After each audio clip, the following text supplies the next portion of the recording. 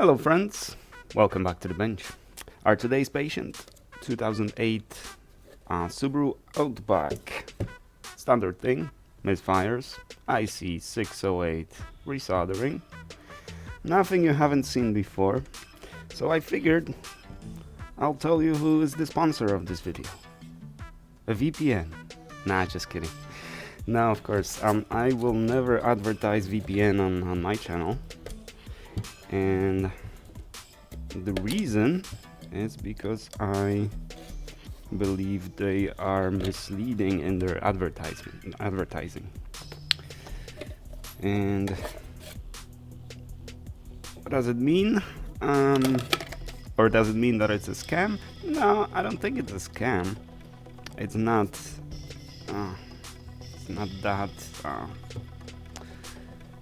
not that misleading to be called a scam, but it is misleading enough that if you use VPN, you likely just use it to spoof your location, and that's pretty much it. Yet it is advertised to you as a security measure. That is the part I have a problem with. And actually there's plenty I have problems with VPN. You know that P in VPN stands for private? So the whole idea of making private service a public service is just kind of weird. I'm sure it works as a business model. You know, it's just because subscription model is always the best model to make money. So yeah, that's why they're successful. That's why a lot of people advertise them, and actually a lot of people in my profession, in my genre of YouTube repair, I know a lot of them advertise either those identity protection services or VPNs. Do I use VPN? Yes, of course I use VPN, but I use real actual VPN, where P stands for private. It's my private network. Why do I need VPN? Not to spoof my location. What is the VPN for? It was never meant to be a public service as we use it now.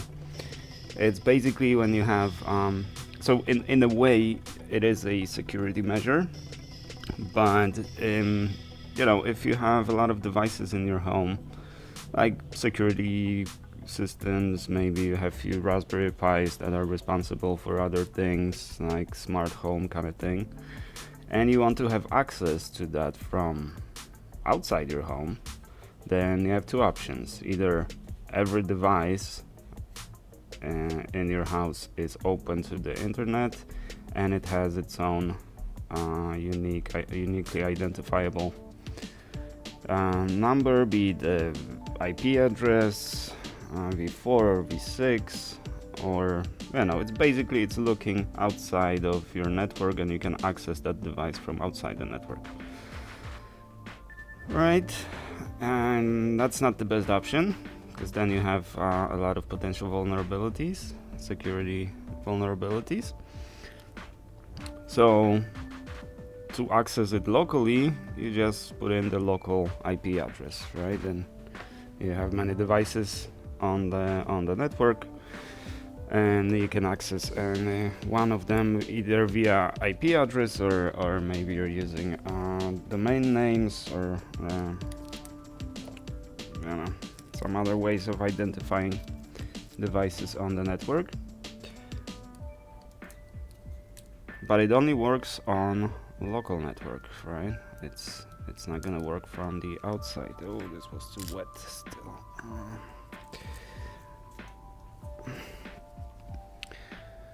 So your option is to install a VPN on your network. Then when you connect to that VPN, then your machine that you connected from suddenly becomes the machine on your network. It's like that computer was connected to your home network, right? And then you can address all your devices at your home by their local IP addresses. So that's what I use VPN for. I use VPN at work, obviously. same thing. We have a relatively sizable infrastructure, and to access anything on that network, I need to be connected to VPN to look at the logs or to connect to any of the internal servers of the infrastructure. I need to be connected to the VPN, which basically means I'm on the local network with the rest of the infrastructure. So that is the legitimate use of VPN. That's what it was designed for. So you could think of it as a security measure, because you no longer have to expose your local servers to the outside network. The encryption and all that, well, you get the same thing with the browser, the HTTPS connection, SSH, all that is encrypted. So encryption is nothing new. It doesn't add any security just because of its encrypted traffic.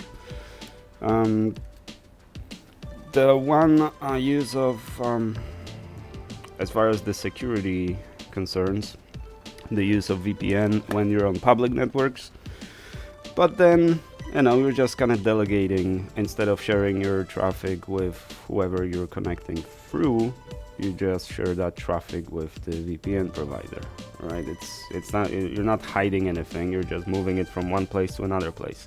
So it's not exactly a security measure. I know it's debatable and people have their ideas on that, and I'm not interested in the debating, because either way that data is stored somewhere. You're only moving it from one place to another place. If you consider that a security measure, well, that's okay. That's fine. I don't. Especially if the VPN is like literally a public service. So as far as security connecting on the network in general, suppose you want to do something illegal, like maybe you're doing DOS attack. Obviously that's not allowed. So if you are caught, you need to pay the price, right? Be it depending on who you attacked, obviously, but it might be a federal crime.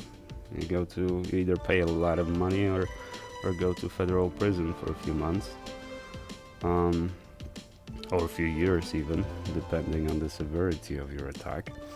But basically, if you do it from your home, then perhaps we can match your IP address to your location, and that's how we find you.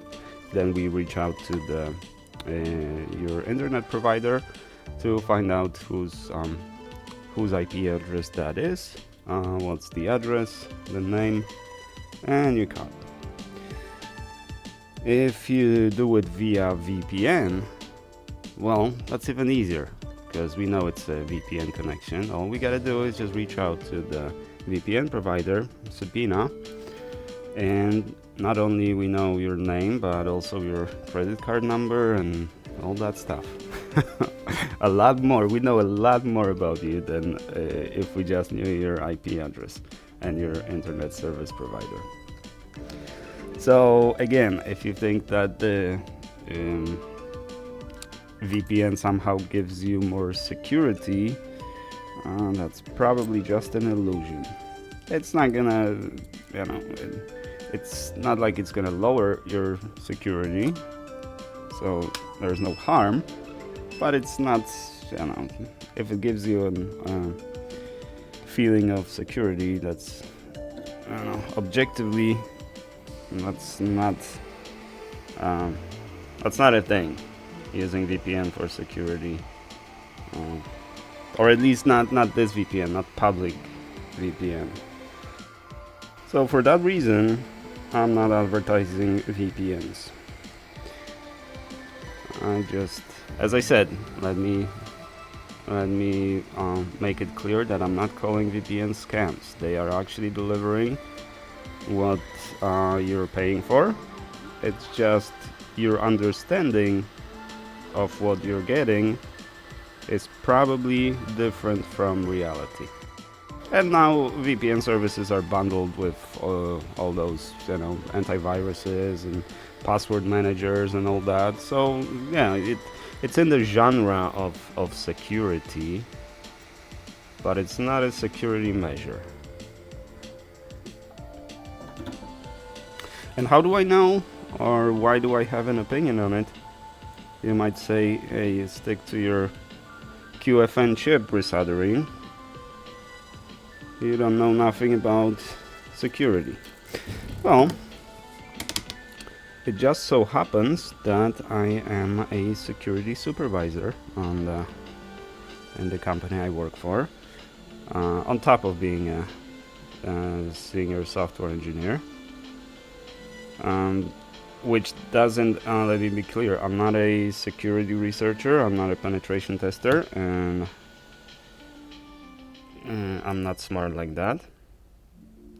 But I work with all those smart people that are security researchers, penetration testers, and they report their findings to me, and I'm in charge of making sure they are fixed. Right, so either I fix them myself or I delegate them to the rest of my team. So you might say that I'm familiar with a lot of concepts revolving around security. And, bottom line, do I use public VPN? No. I would not pay for that. I don't need it. What do you use it for? If you use it for location spoofing, then you are most likely violating terms of service of the services you use, like maybe Netflix, YouTube. I'm pretty sure it's against their terms of service. And on regular VPN that I've been using, the OpenVPN back in the day, I was still located in Poland, but the offices were in New York, so same thing. To access anything, I had to connect to the VPN. And if I go to YouTube, I get results as I were in New York. But when I went to Netflix, the Netflix would show me the selection for my location being New York, but it wouldn't let me stream anything. I don't know at what point and how it works. Either the Netflix stopped enforcing that, or the VPN providers just kinda play cat and mouse with Netflix, not sharing the information that the client is using a VPN. But if it's a cat and mouse situation, then every cat and mouse race ends with mouse being caught by a cat.